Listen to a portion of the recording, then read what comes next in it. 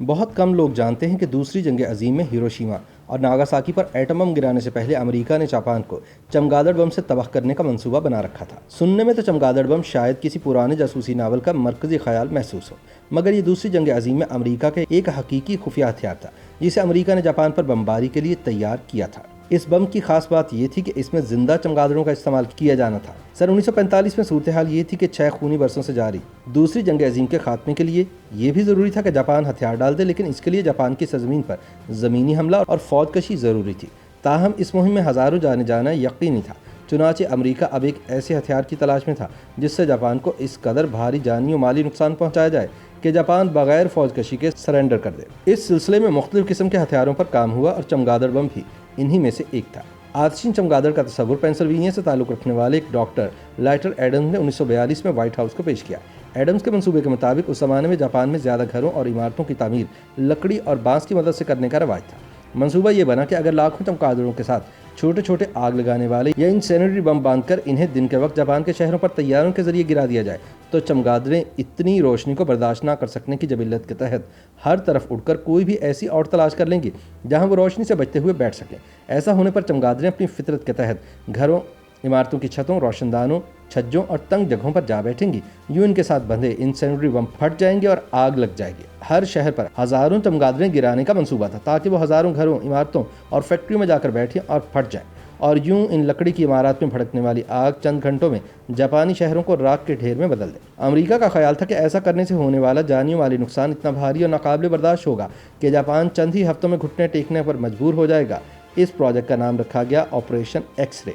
जनवरी सन 1942 में इस बम की डिजाइनिंग और प्रोडक्शन के काम का आगाज हुआ। इस मकसद के लिए चमगादड़ की मुख्तलिफ किस्मों का मुताला किया गया और बिल आखिर मैक्सिकन फ्री टेल्ड बैट का इंतखाब हुआ। अब सवाल ये था कि चमगादड़ों को मुसल्लह करने के लिए कौन से आतिशगीर बम का इस्तेमाल किया जाए जिसका वजन भी बहुत कम हो, क्योंकि हमले के लिए मुंतखब करदा चमगादड़ का वजन बमुश्किल 14 ग्राम था और इसके लिए 2 पाउंड का वजन उठाकर उड़ना भी मुश्किल हो जाता है। चुनाचे अब जरूरत थी कि बिल्कुल नई किस्म के नन्हे इंसेनरी बम की कि जिसे चमगादड़ उठा के उड़ पाए। इस काम का बीड़ा मारूफ अमरीकी साइंसदान लुइस फाइजर ने उठाया। फाइजर ने रिवायती वाइट फास्फोरस की बजाय निपाम नामी मादे का इस्तेमाल करते हुए सेलुलोज कैप्सूल्स की शक्ल में तकरीबन 17 ग्राम वजन पर मुश्तमिल एक नन्हा आतिशगीर बम डिज़ाइन किया जो कि तजुर्बात के दौरान कामयाब साबित हुआ। इस नन्हे निपाम बम को ग्लू के जरिए चमगादड़ के सीने से चिपकाकर इन्हें आतिशी चमगादड़ में तब्दील किया जाना था। 1943 में इस प्रोजेक्ट का तजुर्बा यूटा में कायम करदा जापानी तर्ज के मसनूई तजुर्बाती गाँव पर किया गया। इस मसनूई गाँव पर निपाम से लेस चमगादड़ें छोड़ दी गई और हस्ब तवक्को वो गाँव राख के ढेर में तब्दील हो गया। गोया ये प्रोजेक्ट कामयाबी से अपने मंजिल की तरफ रमा था। लेकिन अब सबसे बड़ा मसला ये था कि चमगादड़ों को 5000 फीट की बुलंदी से यूं ही तो नहीं फेंका जा सकता था। चमगादड़ें 5000 फीट की बुलंदी से ज़मीन तक परवाज करके आ नहीं सकती थी। इसके अलावा इस मिशन की हसासियत की वजह से चमगादड़ों को तैयारे में सफ़र से कबल हाइबरनेट करना या आसान अल्फाज में सुला देना भी ज़रूरी था, वरना निपाम बमों से लेस कूदती फुदकती चमगादड़ें जहाज़ में ही ब्लास्ट होकर उसे तबाह कर देती। इन मसाइल के हल के लिए एक नया इनकलाबी बम डिज़ाइन किया गया कि जिसके अंदर चमगादड़ों को भर के बम को जहाज़ से गिरा दिया जाए। ये दरअसल 4 फीट लंबा और 123 किलोग्राम वजनी बम था जो खुद में एक शाहकार था। ये एक गोल धाती कंटेनर था जिसमें 24 खानेदार प्लेटों को ऊपर तले एडजस्ट किया गया था और हर खाने में एक चमगादड़ सुलाई जानी थी। हर प्लेट पर 40 खाने थे और एक बम में 1000 के करीब चमगादड़ें आ सकती थी। बम को 5000 फीट की बुलंदी से नीचे गिराया जाना था।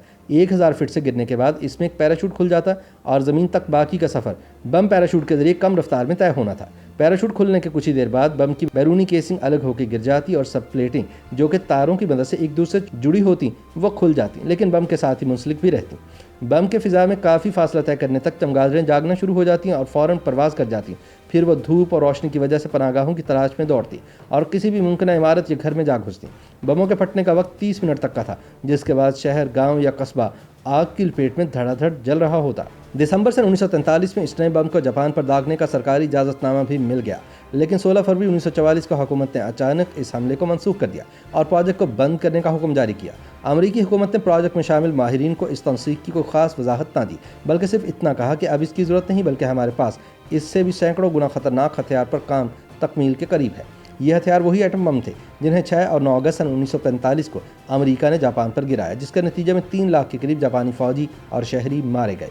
15 अगस्त 1945 को जापानी शहंशाह ने जंग में अपनी शिकस्त तस्लीम कर ली और 2 सितंबर सन 1945 को जापान ने अमेरिका के सामने बाकायदा हथियार डाल दिए। YouTube पर गूगली न्यूज देखने के लिए youtube.com की सर्च बार में गूगली न्यूज टीवी टाइप करें। गूगली न्यूज के पेज पर सुर्ख रंग के सब्सक्रिप्शन वाले बटन पर क्लिक करना ना भूलिए। YouTube पेज पर अपलोड होने वाली वीडियोस से बाखबर रहने के लिए बेल आइकन पर क्लिक कीजिए। आपको हर नई वीडियो के बारे में नोटिफिकेशन मौसूल हो जाएगा।